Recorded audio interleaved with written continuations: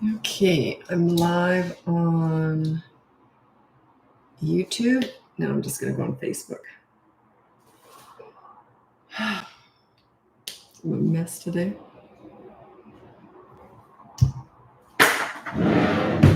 No one cares about that. Just here to talk about parenting. I'm talking to myself. Okay.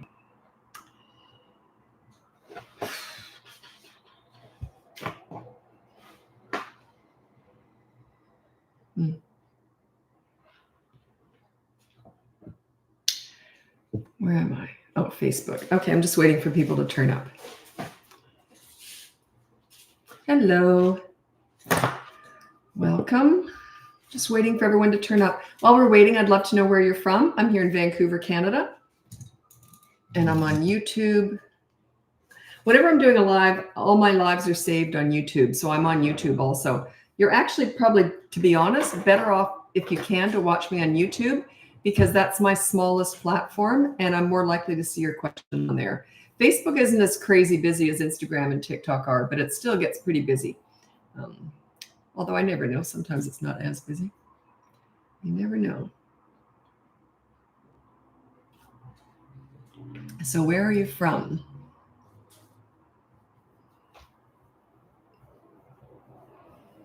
You've been here before, haven't you, Emily? Lindenberg.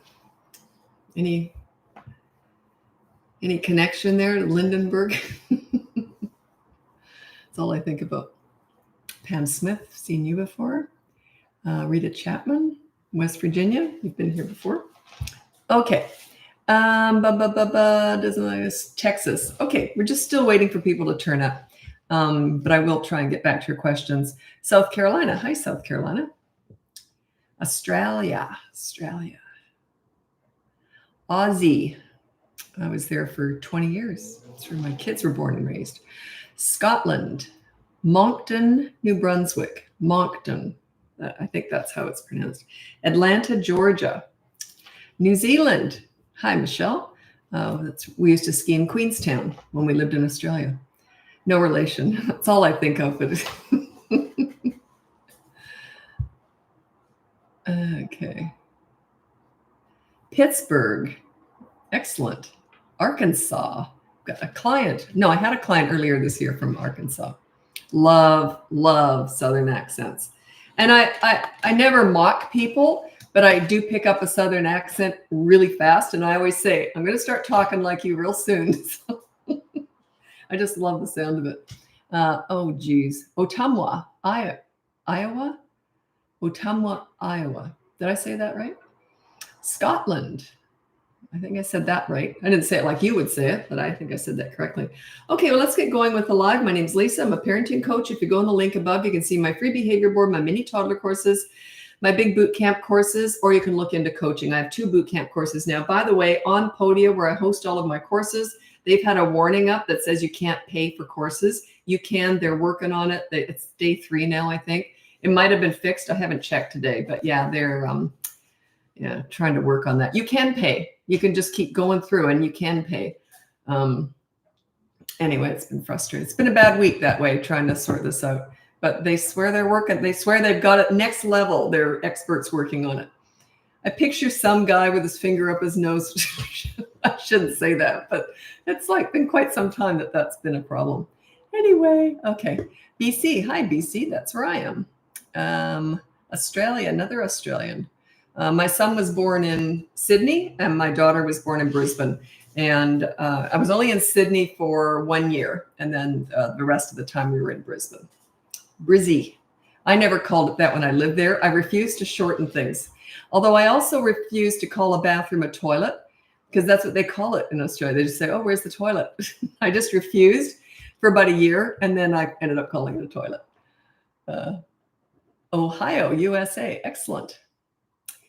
Brisbane. I always remember when I was first in Australia, they said, what was it? It was a morning show. And they said, morning, are you having nice brekkie on Chrissy, waiting to open up your prezzies? I thought, I don't even know what they just said.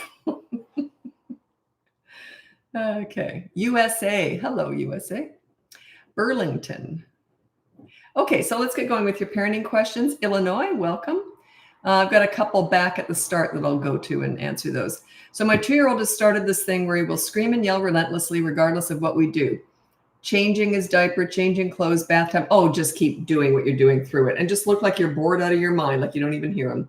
Is that hard to do? Yeah, but it works eventually. Toddlers don't learn anything quickly. They learn it very slowly, but once they've learned it, they generally don't go back to what they did before. Sometimes they'll revert a little bit, but generally they'll try something out. If it doesn't work, they'll just forget about it. I'm going to read out my top 5 tips for parenting toddlers. I don't know why I stumble over that all the time. Toddlers is the discovery stage, and so they are trying everything. They might even go like this and smear poop on the wall. So just keep that in mind. They're not crazy. Well, sort of, but you know. Now, number 1, childproof your home so you never have to say no. Number 2, set up a toy rotation system so they're never bored. Number 3, when you want to connect with a toddler, you do so in their world. You don't go to the nail salon with them. You go to the park and roll down the hill with them. They do look at you differently when you get good at this. Number 4, it's similar to number 3 in that you want to enter their world when you're disciplining, when you're playing and disciplining. They're not about words, they're about actions. So you use consistent corrective actions. If they pick a battle that you want to win and usually go at it for about a week, let's say they're hitting, you want to stop them from hitting. So you use consistent corrective actions. You either take something fun away from them or take them away from the fun every single time. They're in the moment. You can't wait. You got to be quick with this. They're not going to connect the dots if you don't do it really quickly. And stop with these mini therapy sessions discussing big feelings, big emotions, all that garbage. To a toddler, it's garbage, absolute crap. They're going to agree with you. Yeah, I don't want to hurt you. I love you. And then they'll just whack you again. You're going, what the heck? They're just toddlers, okay? They don't do therapy sessions. That was invented for you. That was not invented for the toddler. It's ridiculous. Okay, stop trying to figure them out is number 5. They're not figure-outable. Toddlers are brand new, fresh human beings. They've got one marble and some tumbleweed floating around in there. Okay, don't expect too much from them. I always say they're crazy, but it's just that they haven't developed sanity yet, okay? Now, that was a long answer. Okay. 5-year-old boy doesn't like to go to school. Okay, so he's probably grade 1, I'm assuming, 5. So he'll get used to it. They just have to sometimes learn that you got to do what you got to do. And that in school is one of those things. It doesn't mean that they're going to, it's kind of good practice for life. We have to do lots of things that we don't like to do. And going to school is just one of those. Okay. I didn't always want to go to school, depending on the teacher I had, but it's just a gimme. You just got to go. Like you got to go to work. You got to get up and, make your bed or whatever. Like there's just certain things in life that you have to do, and school is one of those. You don't expect children to like everything they're doing. That's not a preparation for life. A lot of parents think, well, I want to make everything fun for them. That's the please your parent style. I know it's trendy right now, but it's ridiculous. Where's the preparation for life? If they're only doing fun things that they want to do all throughout their childhood, thanks to you, no thanks to you, by the way, how are they going to deal with a difficult boss or having to get up for the job? They're going to be useless adults, right? You got to teach them. They got to do what they need to do before they can do what they want to do. So yeah. And school is just one of those things. My kids ask me, just like every kid does, why am I learning this? I'm never going to use it. And I say, you're learning how to learn. Plus, they got to fill up the time during the day. So just suck it up. I never really explain things. That's just part of life. They didn't question me very often. Okay. I did a video. My daughter just posted it, I think, today. Across the platforms. She does all my social media. And it was one of those videos I thought, I didn't think anything of, well, I just talk on here and then she takes the videos from here. So it surprised me, the reaction I got. I talked about my relationship with my mother, the lesson that she taught me. And it did really well. People said they were crying and everything.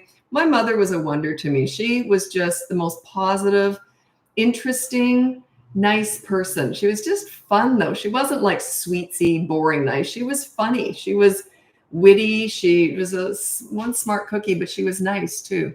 And anyway, so yeah, I did this video. You might want to check that out. It was just such she was my best friend. She died in my arms at 93 years old. It was a beautiful goodbye, actually. And when she was dying, they do that. I won't go into detail, but it's pretty ugly. I've never held anyone while they died before.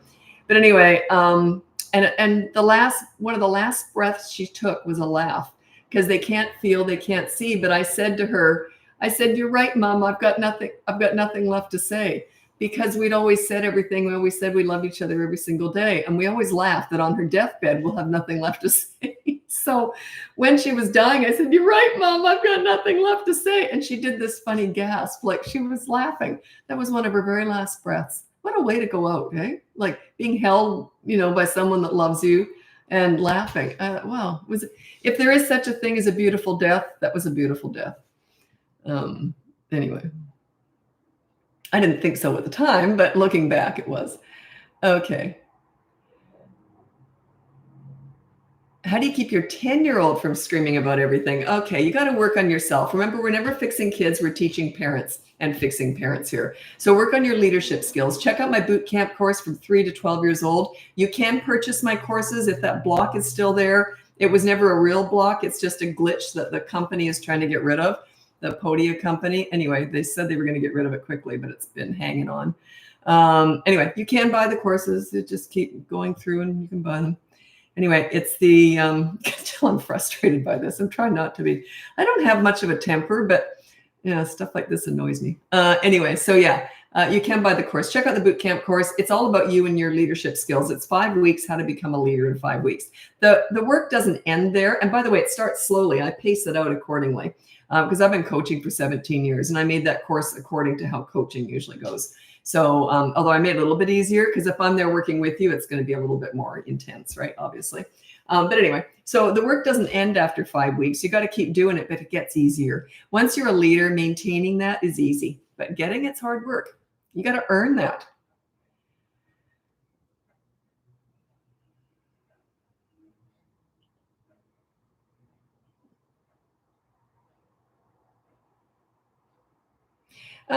This is interesting. I get asked this a lot. I didn't quite understand who you were in the relation. How do I get my mama's toddler to go? I don't quite understand that. But people ask me this all the time. How do I avoid scenes, fits, meltdowns, and tantrums? You don't. They will peter out eventually, but you walk right into them. It's like that 8-year-old kid that I worked with. He'd never met me before. And he says, if you don't give me what I want, I'm going to have a fit. And I said, bring it on. And he never did. He could. I was hoping he would, though, because I know how to deal with that. I walk right into the storm because I want that rainbow at the other side. Behind every fit, scene, or tantrum and meltdown, there's a lesson. Okay, that kid, I'm already level 10 with what I teach. He picked up on the fact, oh, she knows what she's doing. But when you're learning this, you have to walk through those meltdowns. And with toddlers, it doesn't work anyway. Like being a leader doesn't work anyway. You just got to ignore the tantrums, and eventually they will peter out. But that attitude, if I'd said bring it on, would not have worked with a 2-year-old. This is an 8-year-old I'm talking about. But yeah, don't be afraid. You can't avoid those. Everyone wants to avoid all this stuff. You got to learn how to deal with it when it's happening, okay?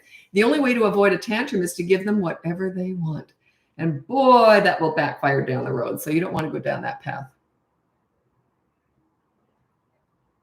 You got a 7-year-old who cusses, just put down no cussing on the behavior board, and then there's a consequence if he does. You're on there too. The behavior board's completely free. It's in the link above. So yeah, just put there's a consequence. We all learn through consequences. That's why we don't tend to speed as much as we want. That's why we pay taxes. That's why we pay our mortgage, because we don't want the consequence, right? It's the consequences that keep us all in line. That's how we learn about life and how to do the right thing. It's not just saying you should pay your mortgage. If you don't, they're going to take your home away, right? There's a consequence. Right? Well, you got to teach your children this stuff. You got to prepare them for life. You don't want to raise self-entitled snowflakes with mental health issues. I really wish you wouldn't cuss, or I really wish you wouldn't hit. That doesn't work. Listen, you can cuss all you want, but if you do, here's the consequence. Your choice, right? Leave it up to them. Don't try and stop the behavior. Teach them to stop it. You don't want to be like I never disciplined my kids past the age of about 3.5. They were self-disciplining. They stopped themselves because they knew if they made a poor choice, mom was like radar. Whoops, I was right there. What did you just do? There was a consequence. They knew I was on my game and I was on top of that. So why would they act out if they knew mom was right in there? I was like a heat-seeking missile for bad behavior. I didn't miss a thing. So, and they just stopped. Why would they act naughty if they knew mom knew how to take care of business?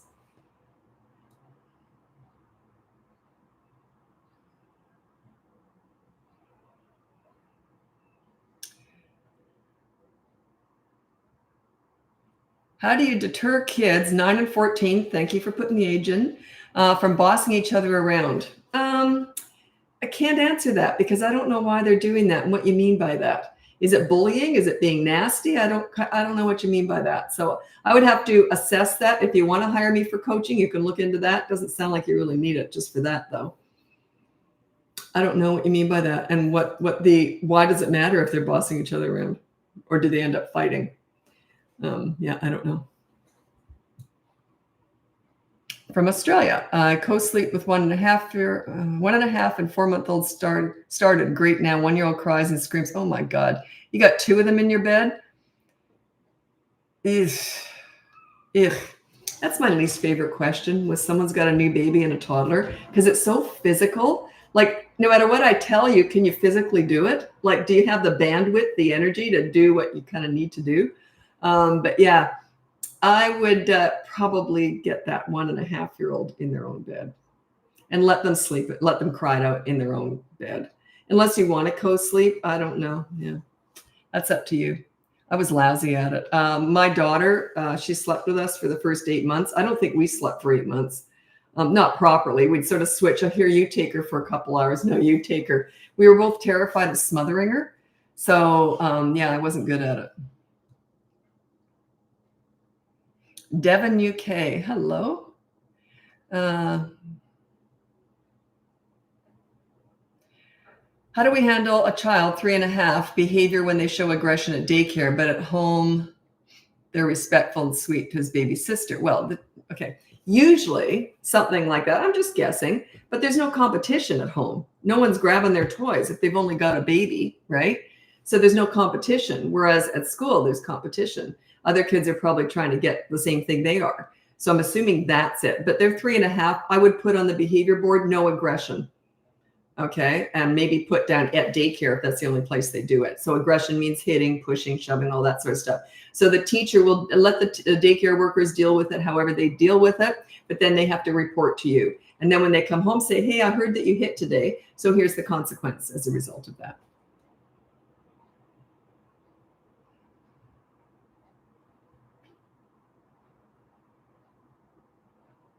Okay. I can't see if my comment posted. My 2.5, well, it did. My 2.5-year-old has been biting and hitting, and I'm having a difficult time potty training. Well, there's 2 mini courses that might be a good fit for you. One is toddlers who hit and bite, and the other one is potty training.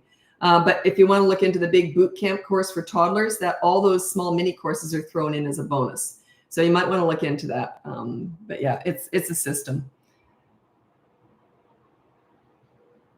Where do I purchase? There's a link above, and it might say warning, you can't purchase, because they're trying to get rid of that glitch. Where I host all of my courses, they are working evidently frantically trying to get rid of that. They messed up. But you can purchase. You just keep clicking through and you can purchase.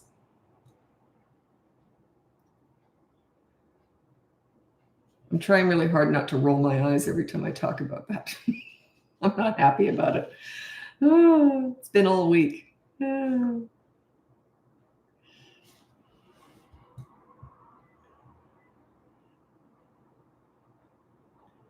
Okay. 3.5-year-old with awful separation anxiety. Had to take her out of dance class. Ooh, I got a story for you. Now out of dance class. Now school has started and it's okay. Well, the fact is that her separation anxiety worked. My daughter was 3 and she went into dance, and all she did was stand there looking like this, looking at me. And I just would go like this, you're fine. And I'd look away. She ended up being fine. So yeah, I didn't feed it. And then she was fine everywhere else. So yeah, I went through that. Yeah, they got to learn sometime, right? It's okay. I'm right there. Like separation, I was right there. But then the next dance school that we went to, I wasn't there, and she was just fine. But once they learn that you're not going to feed into that, and they learn it's an adjustment period. It's a transition. They'll survive. Yeah. My mother would have been the same. You're all right. Like, I would have been embarrassed. So was my daughter. Like, we were at scene makers. We didn't have tantrums. My daughter and my son did. He had tantrums. But yeah, my mother, if I looked upset about something, she goes, go on, you're okay. And that's exactly what I was like. And I'd go on and I'd be okay. It was her sort of treating it like it was ridiculous, sort of. You're fine. Oh, okay. And then I'd just go off and I was fine. See, I don't feed it. It's the pity and the sympathy and the you'll be okay, all the mini therapy sessions around it. It's just a disaster. Yeah, just go, you're all right.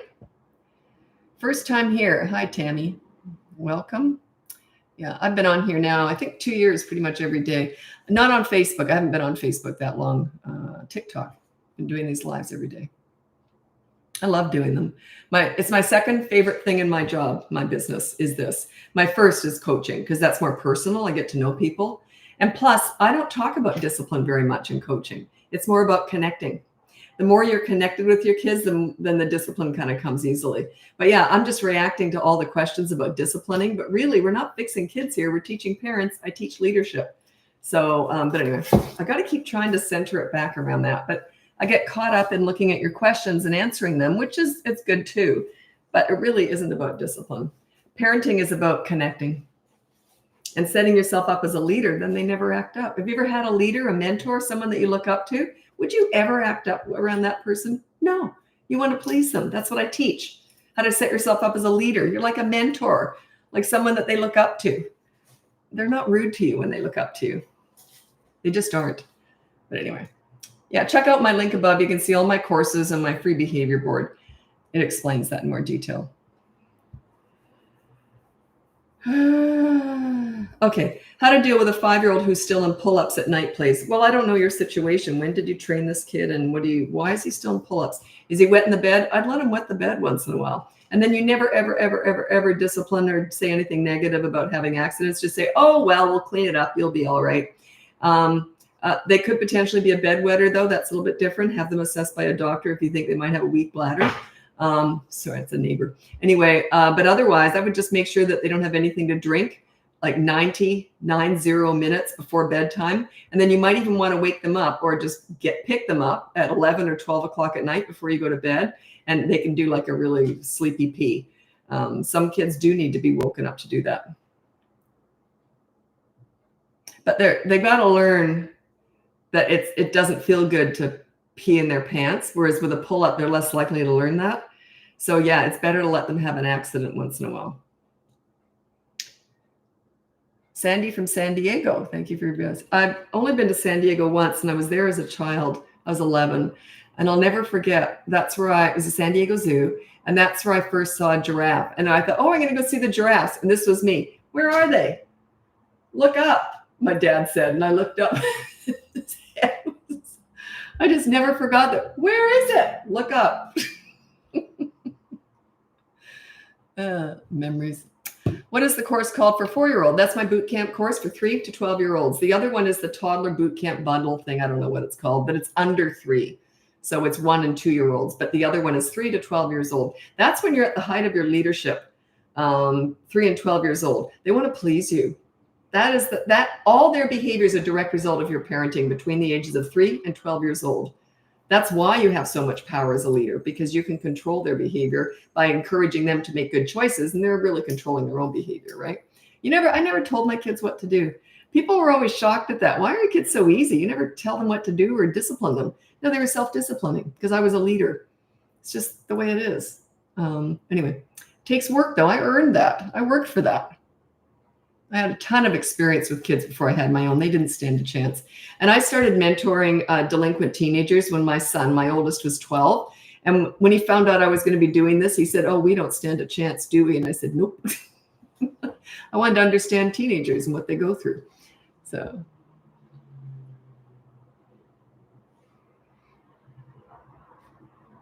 Okay, 2-year-old wanting to get out of high chair at dinner, wanting to cuddle and sit on my lap. That's not a love cuddle. That's just, I want my own way. I'm bored in this high chair. Let them sit there. So what if they want to cuddle? They can cuddle at night and any other time, but this is meal time. It's like when they want to cuddle during a tantrum. That's not a love cuddle.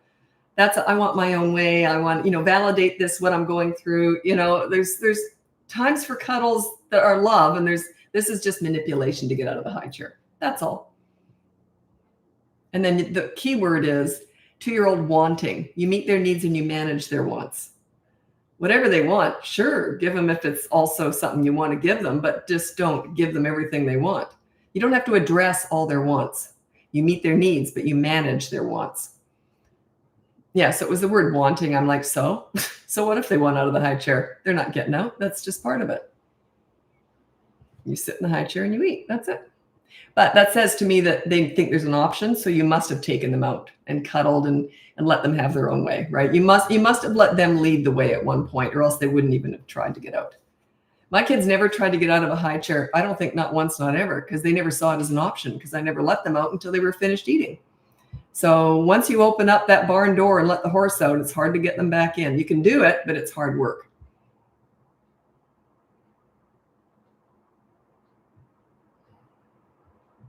What? How to discipline a 4-year-old with them having his huge testosterone boost and control issues? A 4-year-old? I don't know what you're talking about. Potty training tips for a 2.5-year-old. That is the age I train my kids. I've got a course. It's a whole course, a whole system. It's called the Potty Party, and it's in the link above if you're interested. It's called the Potty Party something. I don't know. Anyway. And by the way, you can buy courses. Podia, which is where I host all my courses, this week they have had a glitch in their system, and it says you cannot buy my courses. Just keep clicking. You can. It's just a warning that means nothing. They're trying to get rid of it. I don't know if they have. I don't know. I haven't even. It stresses me out so much I can't even look today and find out if they got rid of it, because it's been there all week.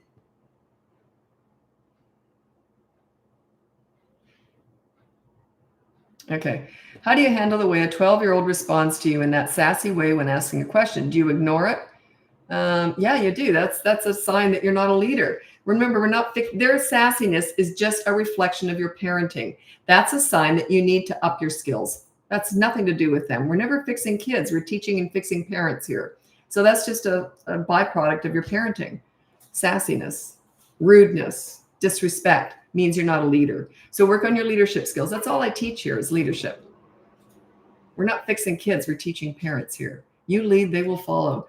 Have you ever had someone that you look up to, a teacher, a coach, whatever, that you as like a mentor to you? Would you ever be rude to that person? No, because they're like a leader. You look up to them. That's what you can do with your children. Then you'd never you never address attitude anyway, because that is your thing to fix, not theirs.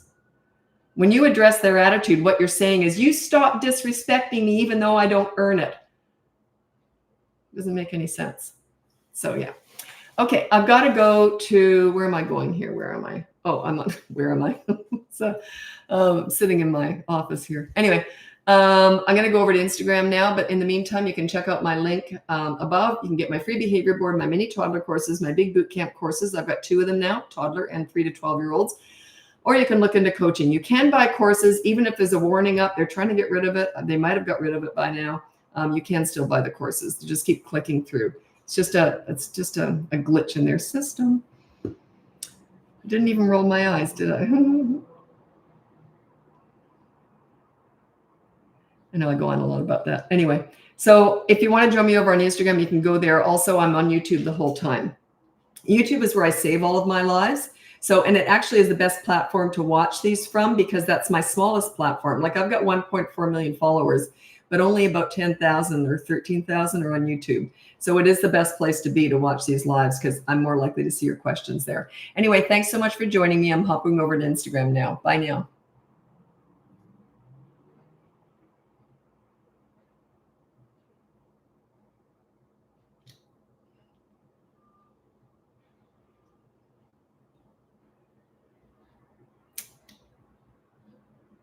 Okay, let's look on YouTube now. A lot of people retract their messages. I always think, what are you retracting? What did you put there that was so interesting or so bad? Or why do people retract messages on here?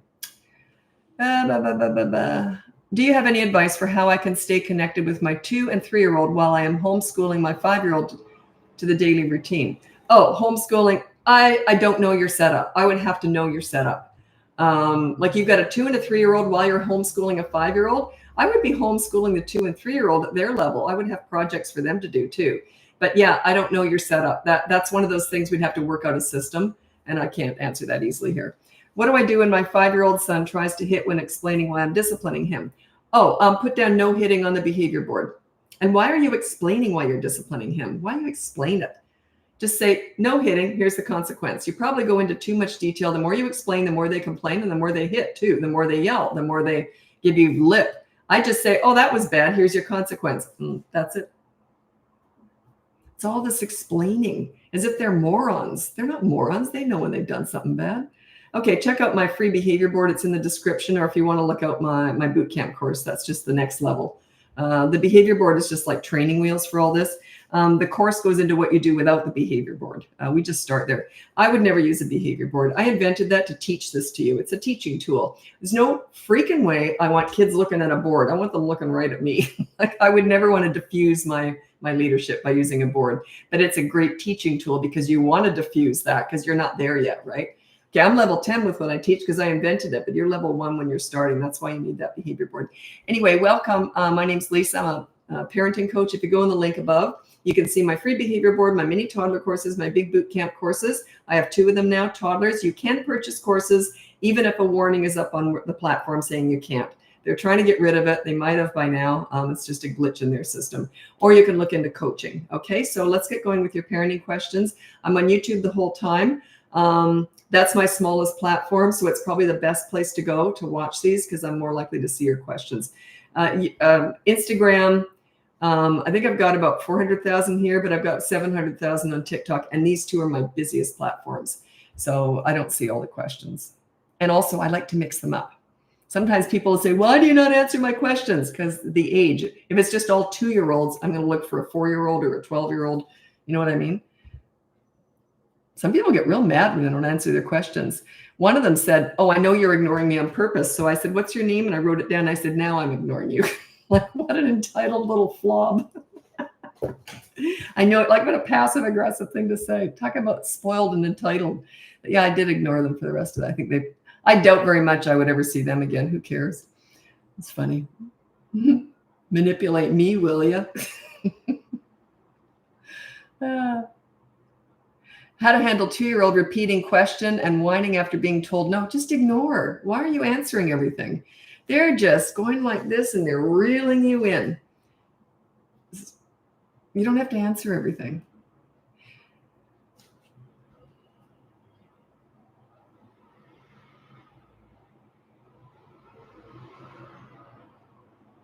My mom was really good at that sort of stuff. A very different style from me, but some of our stuff was the same. She had a longer fuse. I have a shorter. I don't take anything. My mom would take a bit more than I would have. Anyway, but my mom, if I was being ridiculous and going on about something, she just would have gone, oh, do you want to, I'm just going to go bake a cake now. You can help me if you want. She'd completely change the subject like I wasn't even talking. And it was sort of like this. Oh, okay. It was kind of embarrassing. Because I knew I was being stupid. And this is not so much for a 2-year-old, but as you get a little bit older, if I was going on, but I don't like that. And then she said that and he said, and my mom would say, oh, I'm going to go bake a cake. You want to help me? Oh, okay. She was very good at switching the energy. She was very, very sweet, not confrontational. She hated confrontation, but she was very good at, she had a lot of power, a lot of strength, but it didn't show, like, you know what I mean? She just had it. It was funny. When my 3-year-old is having a tantrum, how long do I wait for them to be calm in second minutes? Oh, I don't know. It could be an hour. I mean, you know, you just stand there filing your nails. If they keep going and going and going, you might kind of go down like this, look sort of, oh, you're still going, and then go off and do something. If it goes on a ridiculous, they'll probably get up and follow you because they never have a tantrum alone. It's just a show for you. So yeah, I don't intervene ever. What age do you use the behavior board? It starts at the age of 3. That's the age when they can stop and think before they act. They may not get it right away, but they will. They'll learn as they go. Like some parents say, well, I know they're not going to get that right away. And I said, no, but it's a learning curve. They'll learn as you go along. Okay.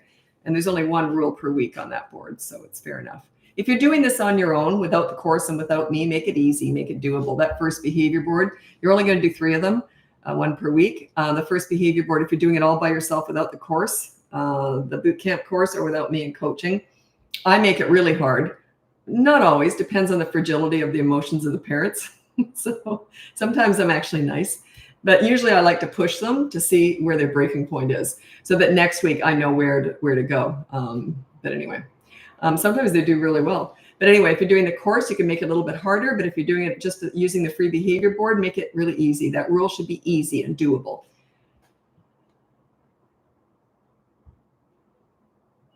Oh, this is cute. Just a quick note to say my girlfriends and I in Australia absolutely love your page and your straightforward, sensible advice. Yeah, sometimes I can see why people would really find me repulsive because I just say it like it is. But I have no time for anything else. So I don't like fluff. You know that old, and by the way, I raised my kids in Australia. You know, I was there for 20 years. I never had one North American friend. I was Aussieized completely. And then I moved back here because my mother got ill. So, and then she died. So years later. And the only reason I left Australia was because my mom here in Canada. I love Australia. But anyway, yeah, there's a real style these days to be really, all this fluff and all this. I don't look at anyone else out there, but this is what people tell me. That it's all about discussing big feelings and big emotions and validating all their thoughts and feelings. That's a bunch of garbage. Absolute crap. That was invented to make the mom feel good about herself. It has nothing to do with the toddler, especially. Nothing. It's absolute garbage. It frustrates the heck out of me because then I have to repair all that when people hire me. And we were doing all this thing. We were doing everything right. We were discussing all their big feelings and big emotions. What were the consequences? Oh, hardly any. And then they get so frustrated by their kids' rotten behavior, then they blow up. So they're like all this sweet lovey-dovey doing all these mini therapy sessions for as long as they can. Then they just lose it and blow up and yell and spank the kids or whatever. So it just doesn't work. It just doesn't. And it's not what children need. They don't need that. They don't relate to it. It's not for them. It's for you. I know it's trendy. I get it. That's what I'm up against. That please your parent style, I call it, came in about 40 years ago. I saw it coming, and it came in with participation awards. Is that the stupidest thing you ever heard of in your whole life? Well, I'm sure there's stupider things. You get an award just for turning up. Do you know, I was at the supermarket earlier. No one gave me an award. Didn't get one award, not once. I turned up. I participated in grocery shopping. Didn't get one award. How on earth is that preparing children for life? Anyway, this is years and years ago. I used to have a column in the newspaper here, a parenting column. And there was the participation awards came out. It was just this brand new thing. Anyway, this one story came out. I think it was in California. And this mom sued the school because her child did not get a participation award on sports day. Okay, sounds weird. Okay, but the child never even went. They wanted them to get a participation award and they didn't even participate, let alone not win anything. I don't remember if they won or not. I don't know, but it actually went to court. It was valid enough to go to court. Anyway, I wrote a big, huge column on that. And because that pleaser style was so trendy, no one was listening to me at the time. Well, I had a column in the paper and I used to do TV and all that, but no one was like most people were not listening to what I was saying. Most people, for sure. They were following this trend because it looked like it was going to be all lovely and sweet. Well, kids, I said, you're going to raise self-entitled snowflakes with mental health issues. The homelessness, the drug problems are going to just boom. And anyway, here we are. I don't know if it's because of parenting, but certainly contributing factor. Frustrates the heck out of me because it was so dumb. I would really like to find who started that because it was very irresponsible. I almost wonder, was it just a joke? Did they just start it to be mean? Like, it's so dumb. I'm very passionate about this because I want you to find the joy in parenting. I want you to enjoy parenting, and I want your children to be happy with high self-esteem and have pride in themselves. Where's the pride these days? Where's the pride for children? What do you give them to be proud of? It's so important. No child who is being disrespectful has high self-esteem. It's impossible. The two, they don't go together. There's oil and vinegar, oil and water. They don't go together. Do you sell any books? No, I've never written a book. And I've never read one on parenting or kids either, so I can't even recommend one. But we are looking into doing a podcast soon. We've just been putting that out there. Just asking if you would listen. But yeah. And if we do a podcast, my daughter will be in on it. So, because she'll be doing the back end stuff of it. So she hates being in front of the camera, but she'll be in on it. So yeah, that's what we're most excited about. We're looking into all that now. We're just asking parents what they want and seeing if they think that should we do one? Anyway. I asked you about me having to do that. Do what? What? Kelly, I'm trying to go back now. I get dizzy when I go backwards, so shoot, I can't find your other question. Just a sec.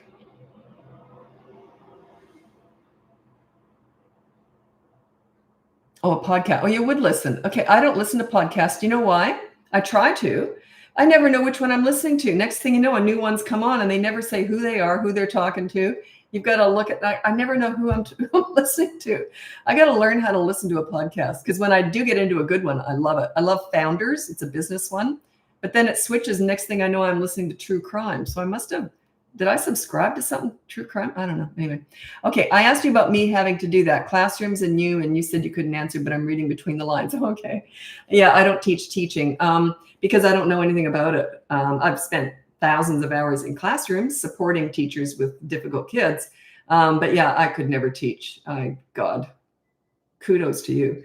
Yeah, a huge portion of my clients are teachers, principals, daycare workers, child psychologists.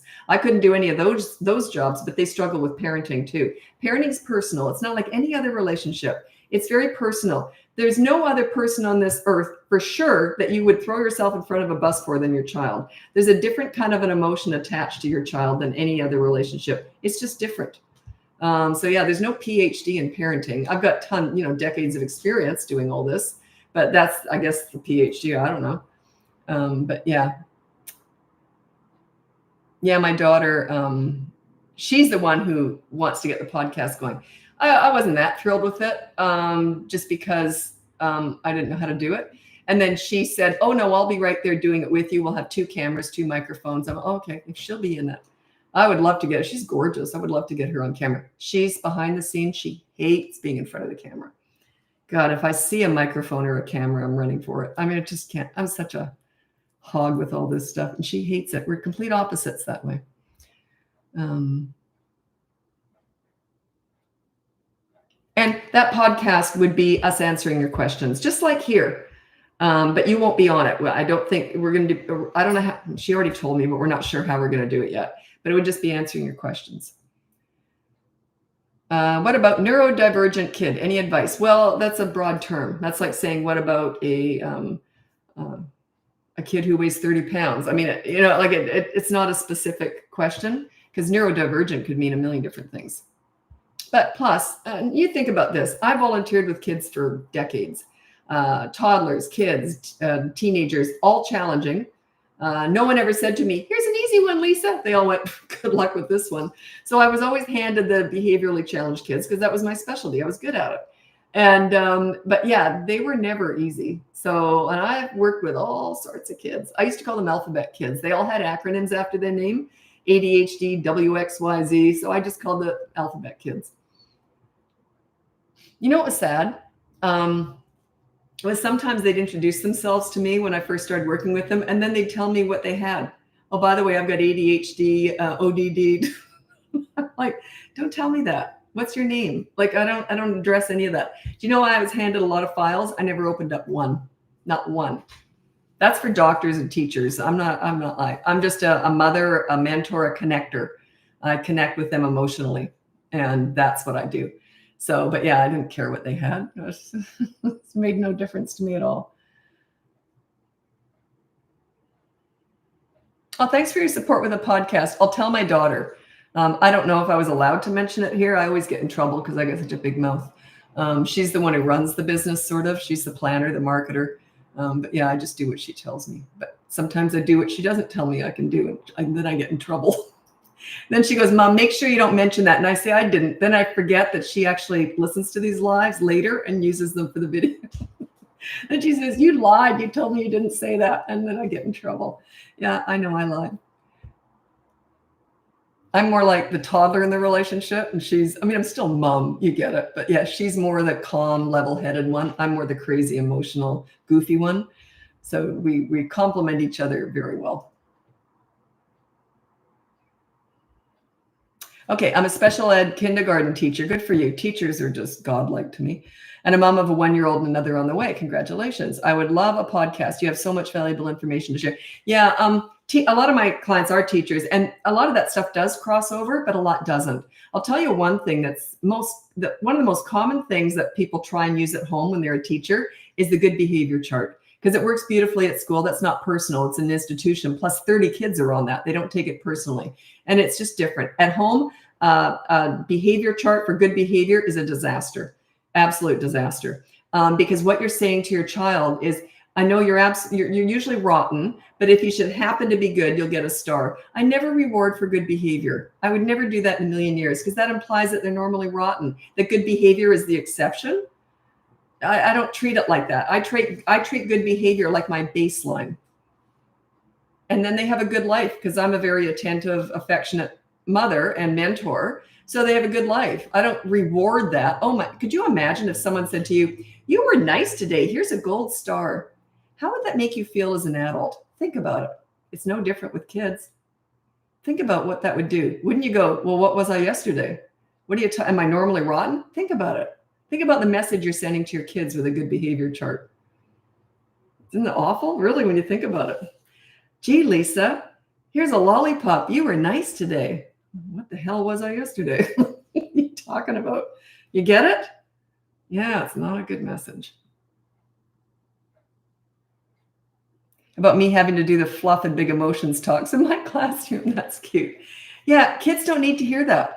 One of my kids, the best teacher my kids ever had, her name was Ann Walker. This was like 30 years ago. So she was in her 60s then. So anyway, she was the teacher that all the other teachers went to. She just had it. She was quite a serious woman, but she was very good with kids, and she knew how to get the best out of them. And my son, the first day he had her, he says, she's just like you. She whispers when she's mad. Because when she disciplined, she whispered also. She'd go, didn't like that. Here's what we're going to do.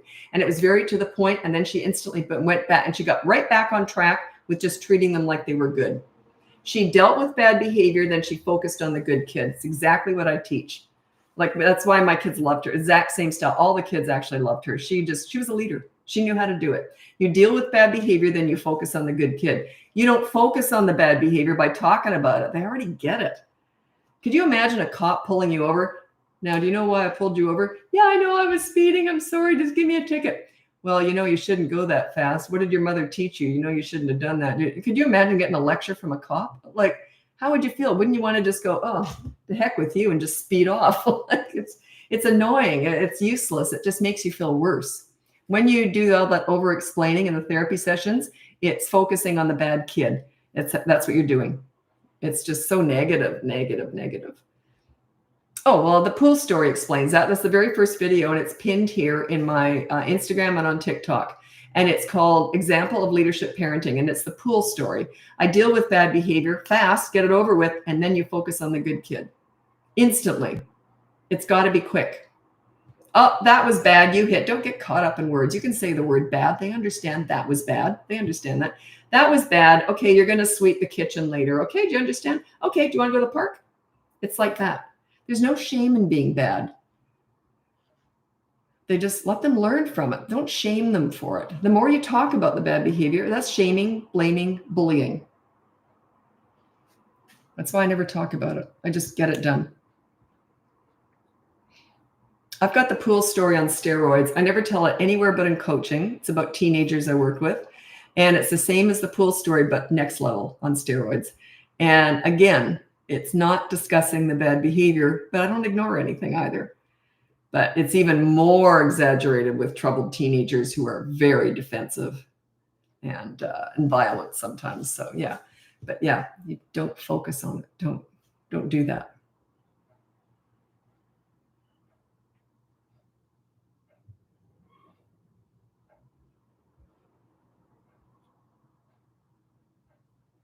Oh, sorry, there's a whole bunch of questions I'm just scrolling through because I got to make sure you're still here when I answer. What time is it? Oh, okay. Oh, I got 15 people on YouTube. YouTube is my smallest platform. It is the best place to be because I've got like 1.4 million followers, but I think about 10 or 13,000 here on YouTube. So it's the best place to watch my live. I'm more likely to see your questions there. So I'm going to go over there and just check a few out here.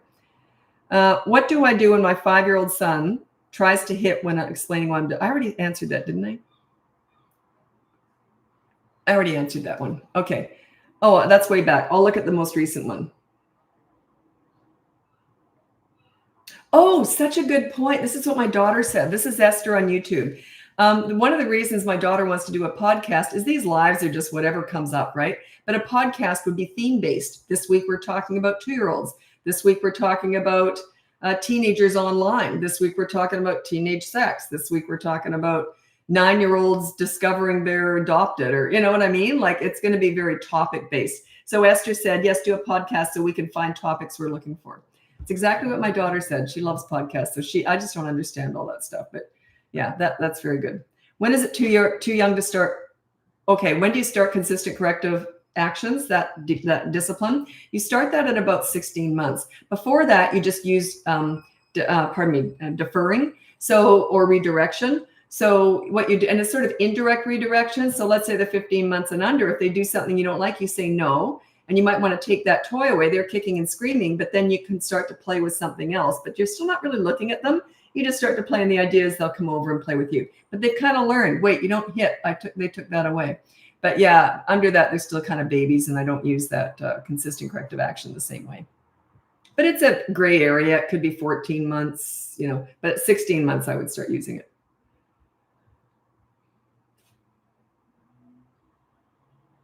Thank you. Oh, good point. Thank you for sharing all of this. You've saved me from the condescending parenting path. It is condescending. Yes. You've been good today. You're going to get a gold star. I'd slap someone if they said that to me. A lot of people don't realize kids are people too. They can take offense.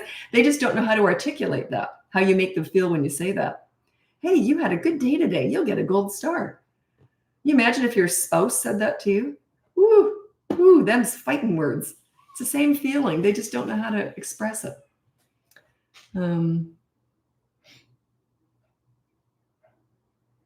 Okay. This is a good question. It comes up a lot. My 5-year-old loves to clean. And so doing a chore for breaking I love cleaning too. So doing a chore for breaking a rule doesn't faze him. Alternatives? Yeah, you can have him. There's always something. Clean out a windowsill. There's always something you can find. Or you can have him share his favorite toy with his little brother or sister. Something that he really wouldn't like. You can usually find something. And they don't have to hate it, by the way. It's still doing a good deed for bad behavior. So you do something bad, then you replace it with something good. So it doesn't have to be something that they hate. Okay? But they shouldn't love it. Like then I had a client recently and they said, my 3-year-old loves cleaning so much that he was purposely hitting the cat over and over and over again just so he get to clean. And I said, okay, let's regroup and find something else. So I think he did actually lose a toy. She'd take a toy away or something. We found something else. That was funny. Do you use praise at all? How and when does it work? Yeah, I use praise. Like every day is praise. Like I told my kids I love them every single day. I was always all over them, always saying, oh, I'm so lucky to have you. It was always like that. But I never praised for good behavior. My kid, if I'd said, oh my gosh, you were so good today, they would have gone, what are you talking about? Like they would have taken offense to that because they were raised by a leader, right? So yeah, I said, oh, everyone, and I used to tell them, everyone raves about you kids. And they did. Principals, I got handwritten notes from principals. If every kid was as nice as your kids, school would be a pleasure. I got that. Even in high school, I got those notes. They were they were nice kids. They weren't sweetsy, sickening nice. They were just normal, respectful people. So yeah, I never praise for good behavior. Why do you have to praise? Does your spouse praise you when you're good? You were a good girl today. Good girl. Think about it. Why do you need to praise? Who teaches this stuff? Why do you need to praise for good behavior? You play with them, you're having fun, you're connected. You pull that away if they're not good. The fun is their love language, not praise. Parents always overpraise and underplay. I was playing hard with my kids, but I wasn't big on praising. Their self-esteem was up the wazoo. They had big heads. They could barely get through a door. They felt so good about themselves because their love language is play, not praise. You think it's praise, don't you? It's not. It's play. You have fun with them, laugh with them, really, truly enjoy their company. That's the best feeling in the world to them. Not being told weren't you good today? That patronizing, condescending stuff.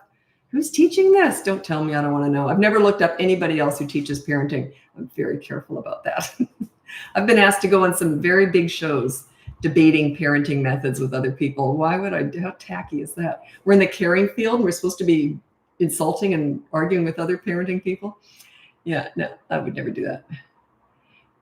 Do you have to read all the books before you give birth? Oh God, I don't want to say anything about that.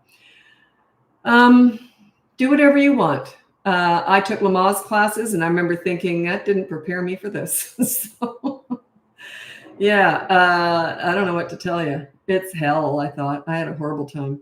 But it's worth it. I went back again. So, yeah, I don't think anything can really prepare you for it. But some people want to be prepared. I found it stressed me out and didn't help anyway.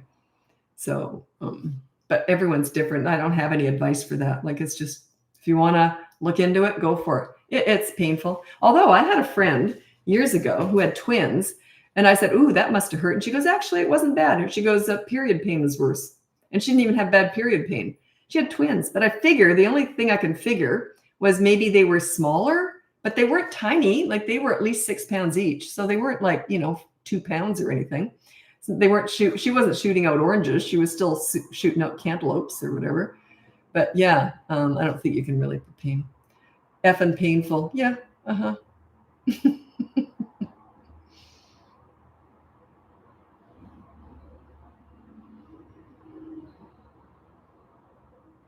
And it's funny because I don't know what it is, but when you just had a baby and someone's about to have one, you just can't help yourself. You just want to tell her what you went through. I don't know. We used to laugh at that. We say, why do we do this to these poor moms who haven't had a kid yet? Like, we just want to tell them the horror stories. But yeah, we love talking about it. Oh my God. Yeah. I can't tell you my story because it's kind of gross, but this was kind of funny though. Right when I was about to push 10 centimeters, ready to push, they came up to me and they said, do you mind if we have some students watch? They'd never seen a birth before, I guess. And I said, okay, like, you're not gonna say no to anything at that point. I was out of it. So I said, yeah, sure. They brought in 20 students and they're all like this, horrified watching.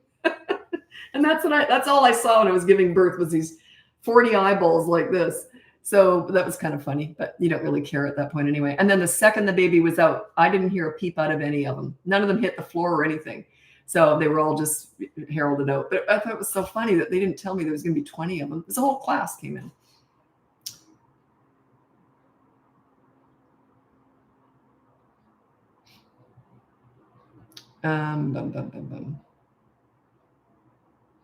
Oh, what are your thoughts on when to introduce children to screens? I don't have a thought on that. Like, my granddaughter will watch. There's that one fruit video that she watched, but they only use it when they have to go to the bathroom or make dinner or something. Like, it's not like they're using it all the time. So I don't have a problem with it at all. I think the problem is you can overuse it. And if your children are starting to act out, then you hand it to them. I wouldn't use it as a discipline tool, like to avoid a scene. That's what I wouldn't do that. So if you see they're going to start getting all upset, yeah, I wouldn't hand them the screen. I see that all the time.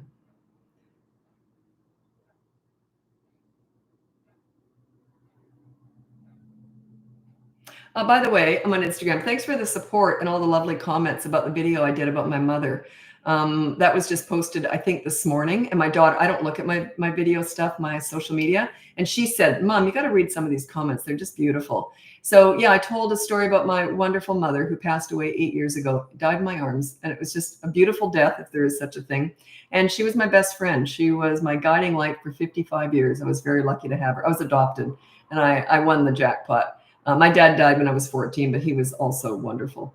But yeah, my mom was my mentor. I looked up to her so much, and she was my best friend. So yeah, it's a nice story. I didn't even think about it when I was talking about it at the time, but my daughter cut that into a video, and it's just got some. Yeah. But anyway, I hope you all do find the joy in parenting. That's my goal here. It's not for you to raise nice kids. That's secondary. My number one goal as a parenting coach is that you find the joy in parenting, that you enjoy it, and you have a happy family. Yeah. So raising nice kids is a byproduct of that, but I want you to enjoy parenting. Once you've got your leadership cemented, it's maintaining it's a piece of cake. Getting it's hard work. Anyway, I got to go over to TikTok now. Check out the link above. You can get my free behavior board, my mini toddler courses, my big boot camp courses. I have 2 of them now, toddlers and 3 to 12-year-olds. Or you can look into coaching. There is a warning, or there was a warning on Podia where I host all of my courses. It just said you can't buy courses right now. It's wrong. They're trying to get rid of it. You can just keep clicking through and you can purchase them. But yeah, it's messed me up this week. So anyway, okay. Thanks so much for joining me. I really appreciate it. And I'm moving over to TikTok, and I'm on YouTube the whole time. Happy parenting.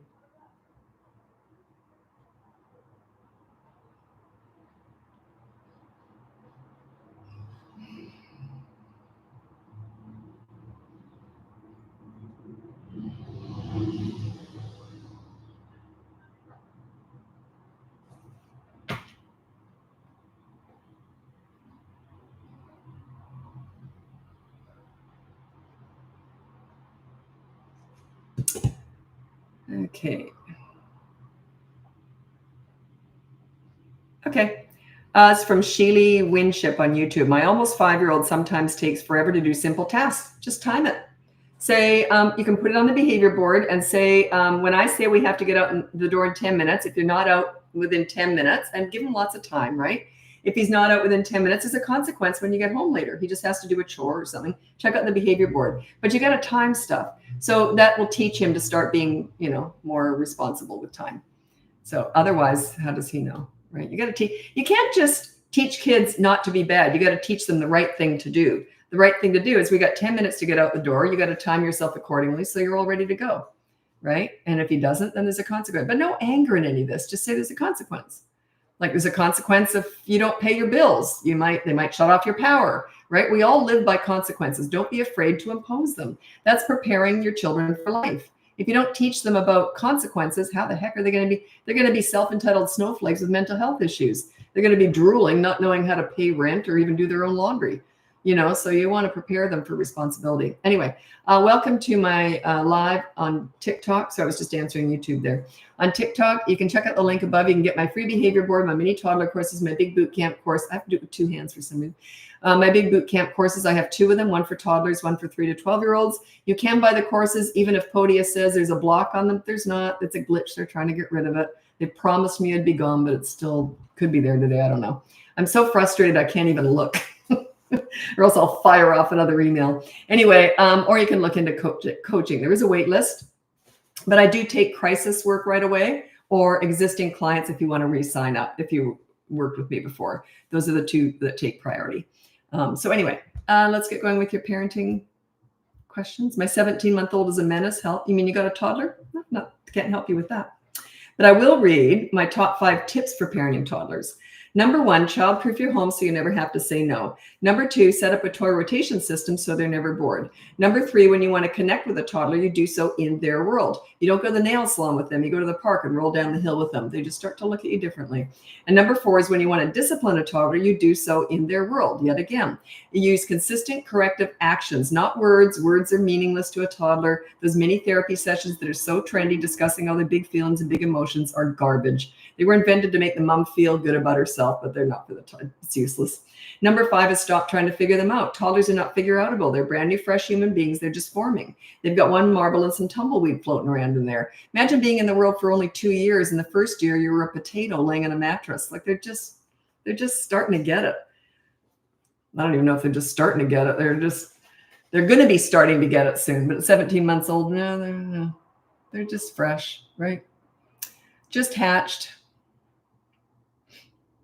My daughter listens to her dad, but not me. Now, there's 2 reasons why she would listen to him. Either she's the authority, which is a fear-based style of parenting. That's the old-fashioned way, or he's a leader, which is the fun-based way. And that's what I teach. So that's why. And I don't teach the authority. It's not a horrible way to parent, but the newfangled please your parent style where you're trying to discuss all the big feelings and big emotions, that's absolute garbage. Stay away from that 10-foot pole stuff. It's a disaster. So yeah, he's either the authority or he's the leader. I teach leadership. If you're interested, check it out. I have a toddler course that you might want. Check it out in the link above. And you can buy my courses. There might be a warning that says you can't. Just keep clicking through. They're trying to get rid of it. It's just a glitch in their system. Okay, how do I get my 10-month-old to stop biting? I don't know. 10 months old, you don't do a lot of disciplining them. You just say what I would do with a baby. Actually, I did stop this one day. I couldn't bother telling the story right now, but I was looking after these couple of babies somewhere once. And one baby was biting the other baby's heads and they didn't know what to do with them. So I just held his hands and I said, no, but I made sure he didn't cry. If you make them cry, it doesn't work. You just go, no, when he bit. And then when you go to bite again, he looked at me and then he didn't bite. It was the weirdest thing. I didn't think a 10-month-old could learn that. But yeah, while I was watching him, he didn't bite again. But yeah, just the way I held his hands and just no. But then you prevent the next bite. Don't let them keep biting. So you just prevent it. If they're going to bite you, hold them the other way so they can't bite you.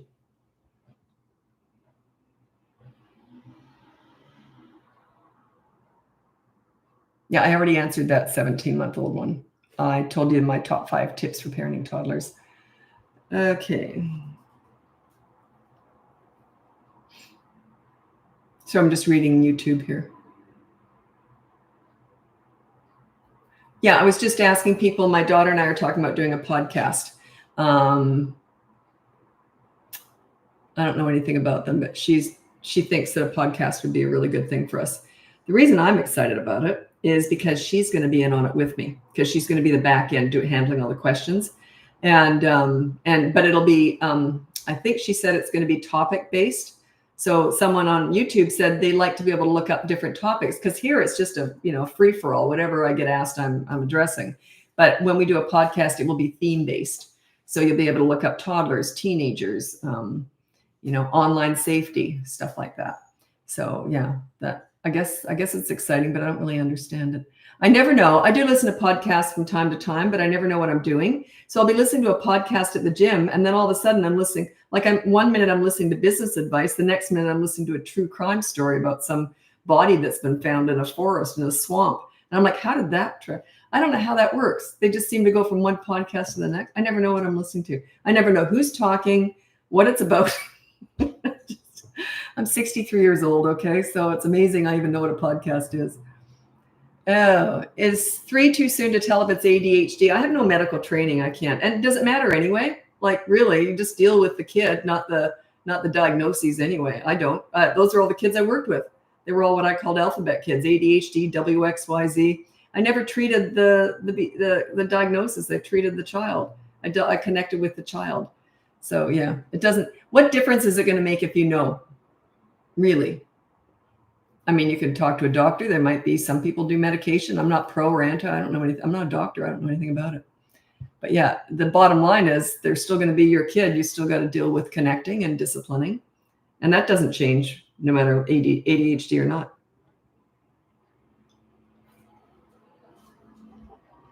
So my connection's freezing, is it?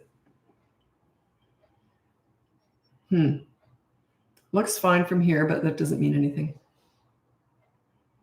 I'll just keep going as if it's not.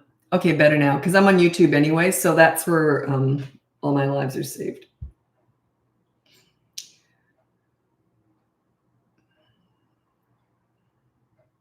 "18-month-old keeps hitting himself in the head when frustrated. How to teach him not to do that?" Well, we never teach them to do anything. We teach them how to teach themselves.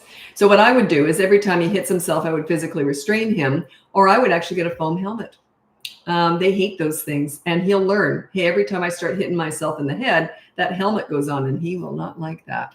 So he'll eventually learn. That's what I do. I always recommend those, because you'd rather that get a foam helmet and put it on them when they start hitting themselves than worry about them getting a concussion or something, right? Okay.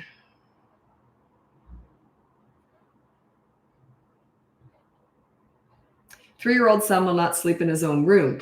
Check out my Bedtime Battles course. It goes from 2 to 8 years old. Oh, sorry. I'm actually waiting to hear from a client. Every so often I'll get a client that I'm worried about, if they're crisis or whatever. So yeah.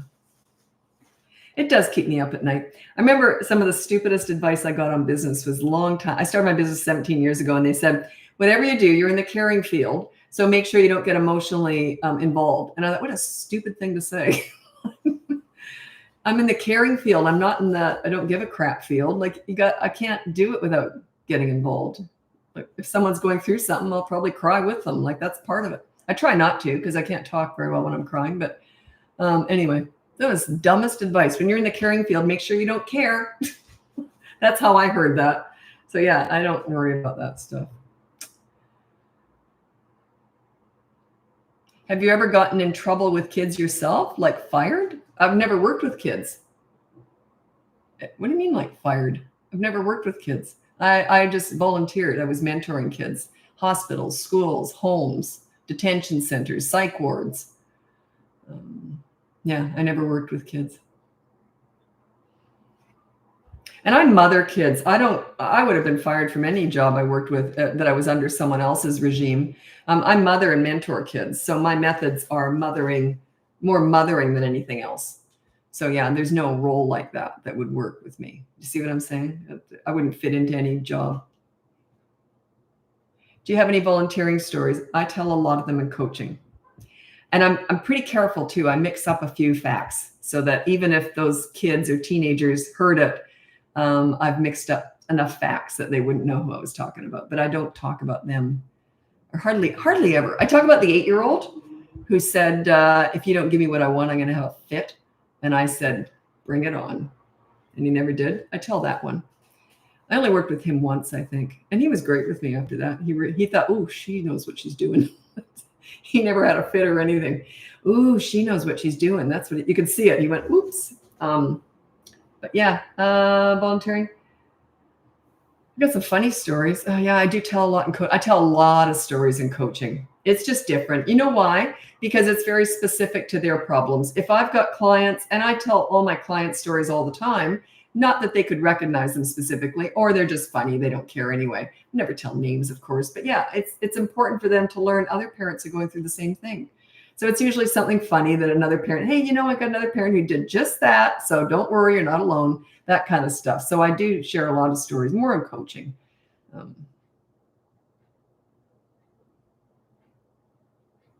I do have kind of a funny volunteering story. I'll just keep it general, not about the kids, but about me. I decided my son was 12 years old and he was just going to go into high school. So I thought, wait a minute, I've never worked with troubled teenagers before. What am I thinking here? So I thought, well, I went in and I volunteered for a mentor program to work with troubled teenagers. And the principal, when I went in there and offered my services, you should have seen, he was so excited. Yeah, sure, come on. I got a little bit of training. I was never going to use any of it. I knew I'd have my own style. I'd figure it out.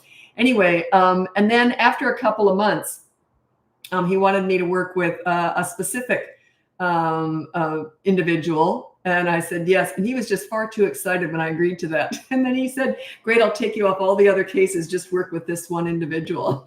What have I got myself into? Anyway, but yeah, not a lot of people offer or volunteer to mentor troubled teens, evidently. It was quite funny. But you know what's interesting is, and that's the PhD and all this stuff. If you can get respect with a troubled, damaged teenager, and believe me, they know how to go in for the kill. They've got this radar going. They can find your weaknesses, your vulnerabilities. That's why it's important just to show them anyway. Don't try and hide anything. Don't try and be tough. Don't try and be cool with them. They're going to see it all anyway. Just go in with love, but strict. You don't take any crap either. Anyway, I've been hired by a lot of teachers, principals, child psychologists. I've never been hired by a youth worker, not that I know of anyway. Youth workers work with troubled teenagers. If you can get respect with troubled teenagers, you don't need my help. That's the PhD and all this stuff. And I would say I learned more about myself doing that than anything else I've ever done.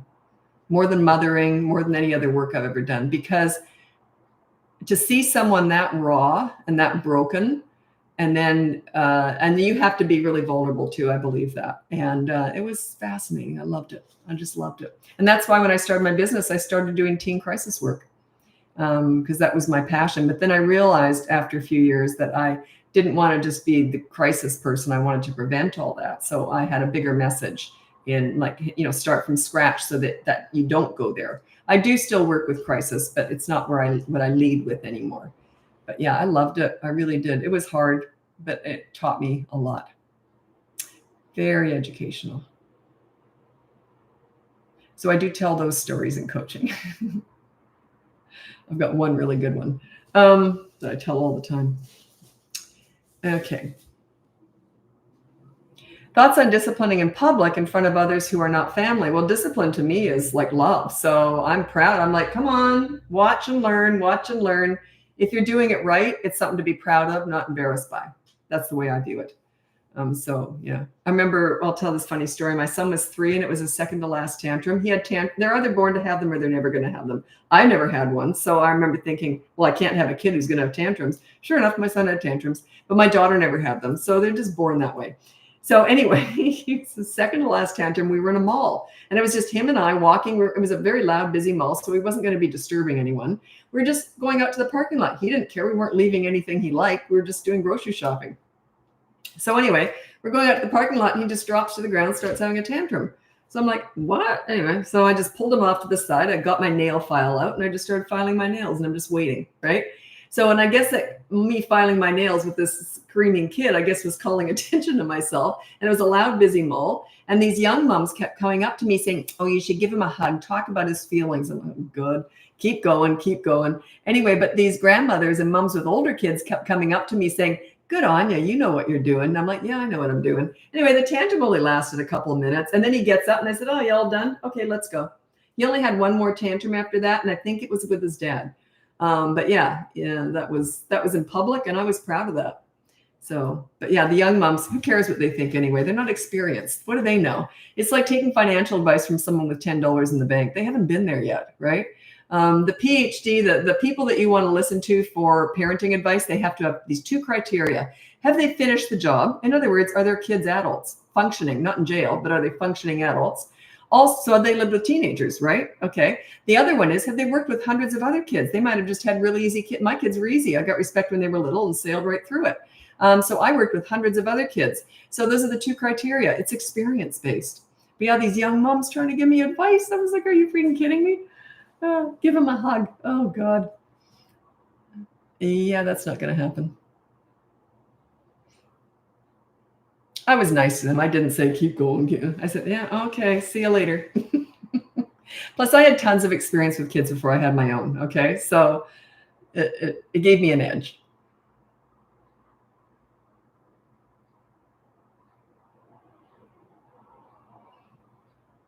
Okay, 11-year-old girl is starting to have an attitude. What do? I think I'm trying my best. Yeah, you may be trying your best, but if you don't know what to do, then that's, you know what I mean? Like I try my best with my taxes, but I'm useless at it. That's why I have an accountant. Anyway, so yeah, check out my boot camp course for 3 to 12 years old. That actually can stretch into 13, 14, but certainly at 11, they still would fall into that category. It's all about you and your leadership skills, okay? Her attitude is a sign that she's starting to stretch her wings, but you don't know how to adjust to it. So yeah, and I'm going to read out, she's not there yet.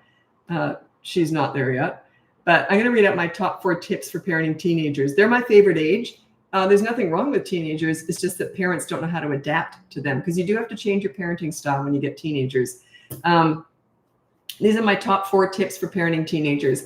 Number 1 is you listen to understand and show empathy. You don't listen to gather information to lecture with, or they will shut you out. If they want your advice, they'll ask for it. They already know it anyway. Number 2 is you negotiate as much as possible. Hey, I want your dirty clothes in the hamper. What do you want from me? Back and forth. When you come at them with this respect, they're very respectful. They don't ask for something ridiculous. They usually are very respectful. But if you're trying to get respect, it's going to be harder. Number 3 is don't sweat the small stuff with teenagers. If they do something stupid and it's not a big deal, just say that was stupid. Do you want to hear what I did when I was your age? And laugh it off. It's okay to make mistakes. It's okay to be human, just like you are. Or I might even say, oh, that was stupid. Do you want to hear what I did this morning? You know, we all do dumb things. Save your energy for the big stuff because you're going to need it. Okay. And then you might want to hire me for that stuff. It's a bit different. If it's really big stuff, that's coaching. So anyway, and then don't leverage the good times. Number 4, don't leverage the good times to talk about the bad times. A lot of times when I'm working with parents, I'll help them get a connection going with their teenagers. And then they go out, next thing you know, they're going out and they're getting like, they're getting a pedicure together, whatever, assuming it's 2 women, it might be a man too, but anyway.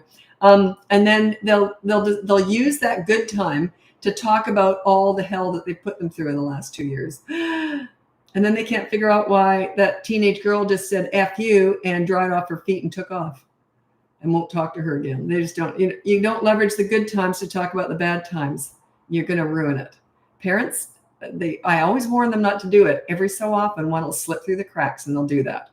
And then they go, I know I messed up. It's not the word they use, but yeah, I know I effed up. And I say, yeah, we're going to have to do some repair work. You can't just let it go. You have to go in and do some repair work after that. But yeah, I know it's with teenagers, a lot of parents have a lot of resentment and anger and hurt feelings. and they want to punish their teenagers for that, you can't. Your revenge will be when they're older and they have teenagers of their own, and you get to sit back and watch the show. That's the payback, but it's a slow burn. You got to wait for that one. But yeah, and there is no justice with raising teenagers. You just got to do a little bit of suffering and letting stuff go. It's just part of it. They're stretching their wings. They're going to make some mistakes. You got to be there to help pick up the pieces, no matter how snotty they are to you sometimes. You got to make sure that you're a safe place to land. Anyway, that's my top 4 tips for parenting teenagers. They're my favorite age by far. No comparison. Because they're so advanced, you can actually be buddies with them and friends. And I was friends with my teenagers for sure. I was friends with my kids all the way through. But I was still mom. My number 1 role was mom. But after that, I never had to discipline them. So we could just be friends. But I wasn't the type of mom who was going into a movie with my teenagers with a bottle of wine. I knew moms who did that. They thought they were cool. That's idiotic. You go into a movie theater with a 15-year-old and a bottle of wine. How stupid are you? The guy, that's stupid. That's not friends. That's idiocy.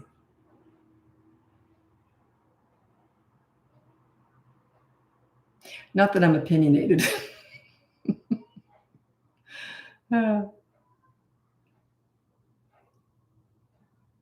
Any advice for 3-year-old hitting? Yeah, that is the example that I use on the free behavior board. It's in the link above if you want to check it out.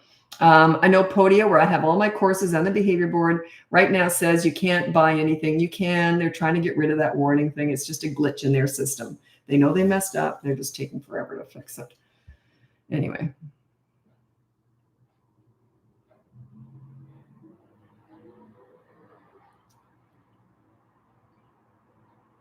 3-year-old, very emotionally mature, and catch me with my frustrations and get very worried. So she's manipulating you? Is that what you mean?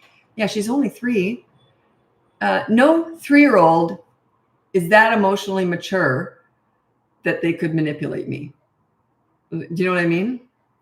Like, yeah, she's just in charge. She knows it. That's all.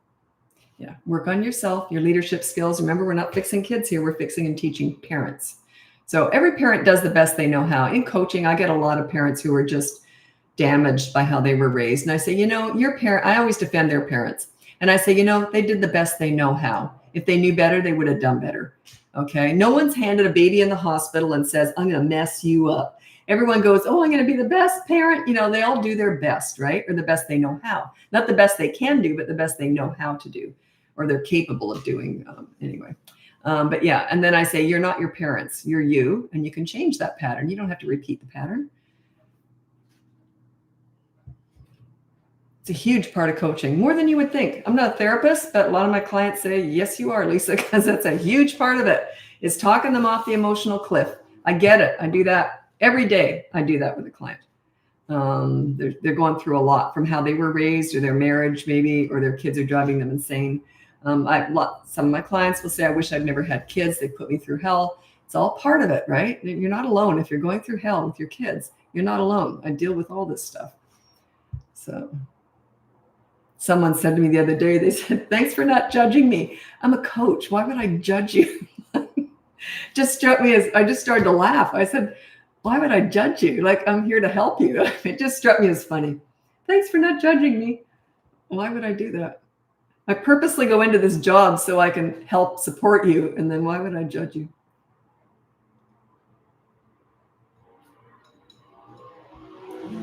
Okay.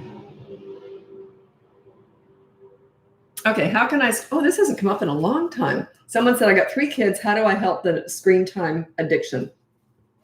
Get a media management system going. There are 3 ways of doing this. The third one is the one I would choose. The first 2 are okay. They're similar. It's you can have a certain allotted amount of time every single day, or a certain time slot every day that they can go on, that they can have screens. The one I like is you have a certain number of hours per child. Have it different hours per child, per age, right? So it might be 9 hours a week for a 9-year-old, 12 for a 12-year-old. I don't know. You figure that out, whatever works for your family. Might be less, might be more. There is no certain amount. It should be. Anyway, so then you let them manage when they do it. So you say, okay, starting Monday, you got 9 hours or 10 hours this week. And then you keep track of the minutes. You're the timekeeper. It's a lot of work, but you're going to teach them. They might not trust you because you never meant what you said before, never followed through with your threats before. So they might use it all up and just go crazy and use it all up by Wednesday or Thursday. You got to make sure they got no screens Friday, Saturday, Sunday. It's going to be hell. But do you think they're going to make that mistake again? Probably not, right? And there's all sorts of different tips and tricks on how do you manage when they have friends over and they've got no screen time left. You let them pull from the coming up week, or what's that called? The upcoming week? Got the word wrong. Anyway, from the upcoming, is it called the upcoming week? Anyway, let them pull an hour. If they're going to have friends over and they've got no hours left on screen, you don't want to say you just have to sit there with your friend, not do any screen or video games or whatever. So you can pull some hours from a future week, and then that comes off there.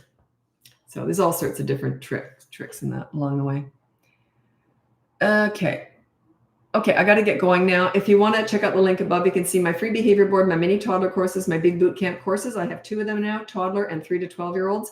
Or you can look into coaching. Yes, you can buy my courses. There's a little glitch in the Podia system where I host all my courses that says that you can't. They're trying to get rid of it. That's all their fault, not me. But anyway, they've been trying to get rid of it all week. Anyway, they can't do it. Anyway. So it's frustrating the heck out of me, as you can tell. So anyway, you can look into that. And in the meantime, what's today? Thursday. I'll be back maybe tomorrow. I'm never sure if I'm going to be back every single day anymore because I'm super busy. But anyway, I'll try and be back again sometime tomorrow. So thanks very much for watching. And by the way, I hit 700,000 here on TikTok, I think 2 days ago. And thank you so much for your support. I really appreciate that. I'm here to serve you. I'm not just here to get numbers in that, but it just helps me. It helps my energy, and it keeps me coming back. The more people that are here, the more people I have to serve. And I really believe in this mission of, leadership parenting. So the more people I can share this with, I really feel, it just keeps me going on these lives. So anyway, thanks so much. And we'll talk to you soon. Bye now.